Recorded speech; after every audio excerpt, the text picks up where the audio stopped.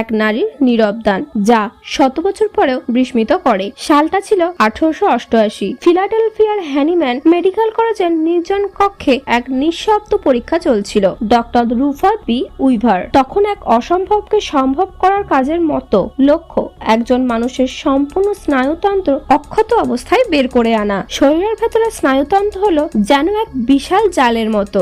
মাথা থেকে শুরু করে হাত ও পা পর্যন্ত ছড়িয়ে আছে অসংখ্য সূক্ষ্ম শাখা প্রশাখা। এটিকে অক্ষত অবস্থায় বের করে আনা প্রায় অসম্ভবই কাজ। তবুও ডাক্তার উইভার ধৈর্য ধরে মাসের পর মাস ধরে মাংস হাড় সরিয়ে সেই জালটি আলাদা করেন। বিশেষ রাসায়নিক ব্যবহার করে স্নায়ুগুলো ভেঙে না পড়ার ব্যবস্থা করেন। পরে তিনি পুরো স্নায়ুতন্ত্রটি বোর্ডে পিন করে সাজিয়ে দেন, যেন শিক্ষার্থীরা একসঙ্গে পুরোটা দেখতে পায়। এই স্নায়ুতন্ত্রটিকেই আজ সবাই চেনে হ্যারিয়েট নামে। তবে এখানে এক বড় প্রশ্ন রয়ে গেল, হ্যারিয়েট আসলে কে? প্রচলিত ধারণা, তরুণীর নাম ছিল হ্যারিয়েট কোল। জানা যায় তিনি 1888 সালের মার্চের যক্ষায় মারা গিয়েছিলেন এবং তার দেহ হ্যারিম্যান মেডিকেল কলেজে পৌঁছেছিল। কিন্তু তিনি কি সত্যি নিজের শরীর দান করেছিলেন, নাকি সেই সময়কার নিয়মের দাবি না হওয়ায় দেহ সরাসরি পৌঁছে গিয়েছিল শাল্যবিদ্যার টেবিলে? তার উত্তর আজ কেউ জানেন না। তবে এই সত্য অস্বীকার করা যায় না যে হ্যারিয়েট মৃত্যুর পরও বেঁচে আছে ডক্টর উইভারের হাত ধরে। উইভারের এই প্রচেষ্টা